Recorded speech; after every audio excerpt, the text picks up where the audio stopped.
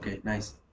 सो देखो ये 4th number question है, इसमें क्या बोल रहा है, एक चीज़ देखना। यहाँ पे बहुत अच्छा कॉन्सेप्ट यूज है, ठीक है।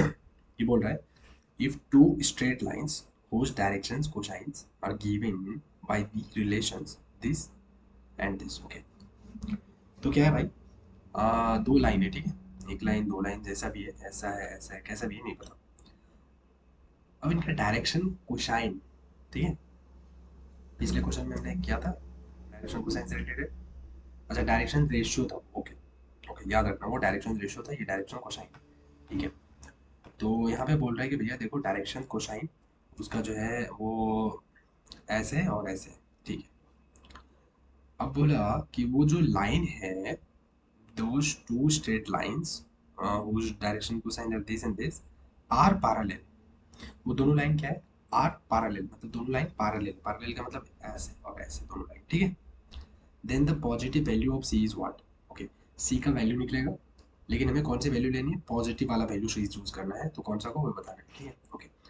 तो इसमें एक कॉन्सेप्ट जो इस वीडियो में भी देखा है, ठीक है, मैं वीडियो जो दिखा रहा हूँ, तो इस वीडियो में सॉल्व किया है कि यहाँ पे if the quadratic equations has equal roots then D is equal to zero होता है। कोई भी क्वाड्रेटिक इक्वेशन, पहला कॉन्सेप्ट तो ये हो गया, ठीक है। इसको शॉर्ट नोट्स में डाल सकते हो, ठीक है। कि कोई भी क्वाड्रेटिक इक्वेशन है, जैसे कि a x square plus b x plus c equal to zero, कोई भी क्वाड्रेटिक इक्वेशन अगर बोल रहा है कि roots are equal, if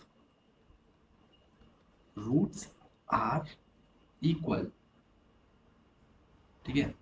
if roots are equal इसका मतलब क्या हुआ, इसका मतलब हुआ कि डी इक्वल टू क्या होगा, जीरो होगा। डी क्या होता है, डी होता है मेरा B square minus four A C equal to zero.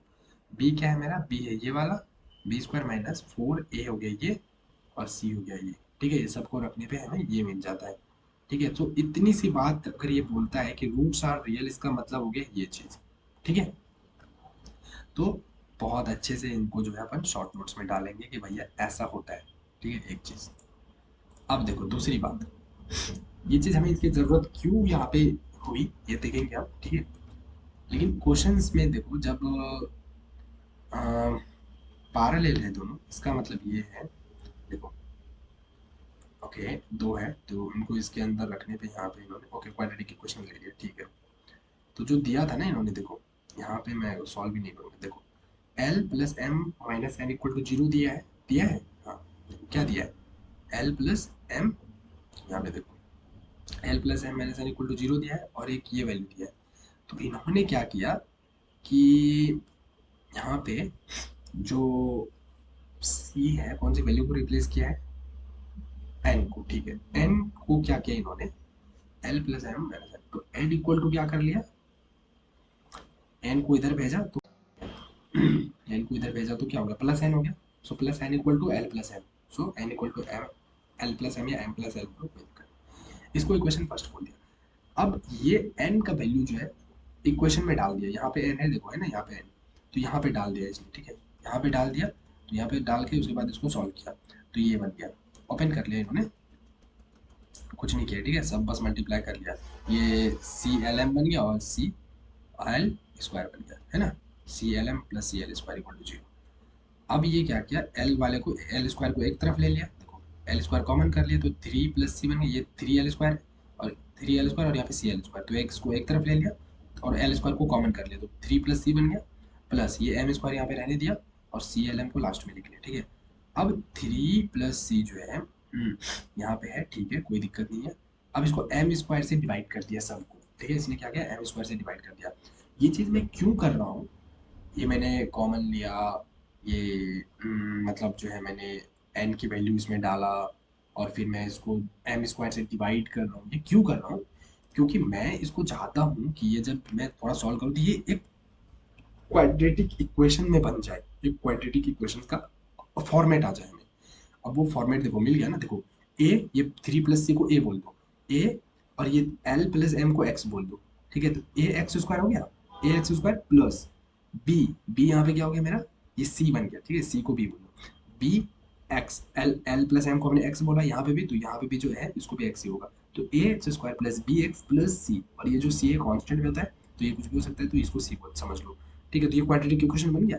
Yes, अब ये क्वाड्रेटिक इक्वेशन बन गया तो हमें क्या पता है कि भैया क्वाड्रेटिक इक्वेशन में ऐसा बोला जाता है कि अगर लाइन आपका क्या है, हम्म हम्म, हाँ, रूट्स आर पैरेलल, ठीक है, and sorry roots are equal, then D equal to zero होगा, ऐसा है ना। हाँ, तो यहाँ पे देखो क्वाड्रेटिक इक्वेशन आ गया, तो क्वाड्रेटिक इक्वेशन जब आ गया, हाँ, तो यहाँ पे एक चीज होता है डायरेक्शन रेशियो में, कि ये भी लिख देना कि डायरेक्शन, हाँ, direction of cosines are parallel, ठीक है, then root must be equal to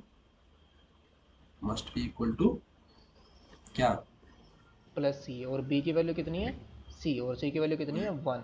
तो यहाँ पर क्या आ जाएगा हमारे, ओके, डी इक्वल, ओके, यहाँ पे ये भी देखो, हम्म यहाँ पे क्या बोला है ध्यान से देखना, डायरेक्शन कोसाइंस आर पैरेलल, देखो क्वेश्चन में क्या बोला था, ठीक है, उस direction cosines are parallel, okay, hmm okay, यहाँ पे एक बात याद रखना, यहाँ पे ये straight to two straight line, ये पैरेलल में ये बात नहीं कर रहा, ये बात कर रहा है कि जो दो स्ट्रेट लाइन है उसका उस डायरेक्शन कोसाइन, उसका जो डायरेक्शन कोसाइन है वो जो गिवन है वो ये और ये दिया है, और वो क्या है आपस में पैरेलल है, ठीक है।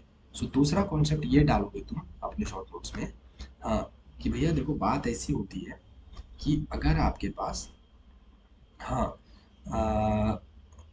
टू डायरेक्शन कोसाइंस, ओके, यहाँ पे लिखोगे कि टू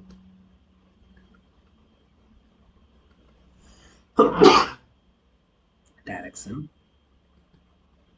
कोसाइन, यहाँ पे लिखो if two direction cosines are parallel, then क्या होता है, D equal to zero, D मतलब b square minus four A C equal to zero होता है, ठीक है।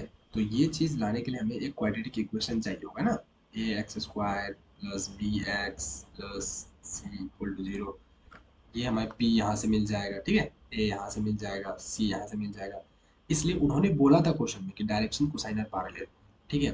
तो डायरेक्शन कोसाइन आर पैरेलल, तो हमें पैरेलल है इसका मतलब ये है कि कहीं ना कहीं हमारा डी इक्वल टू जीरो होगा, ये तो कंफर्म है। तो अब डी इक्वल टू जीरो अगर है तो इसका मतलब मुझे बी स्क्वायर चाहिए, और बी चाहिए, ए चाहिए, सी चाहिए, और अगर बी ए सी चाहिए तो इसका मतलब है कि उस पूरे को मुझे क्वाड्रेटिक इक्वेशन में बनाना होगा, ठीक है। तो इसलिए हमने इसको सॉल्व करके जो एक क्वाड्रेटिक इक्वेशन में बना लिया, देखो यहाँ पे सॉल्व करके क्या किया, इसको एक क्वाड्रेटिक इक्वेशन में बना लिया, ठीक है ना, ये वाली, समझ रहे हो, ये वाली।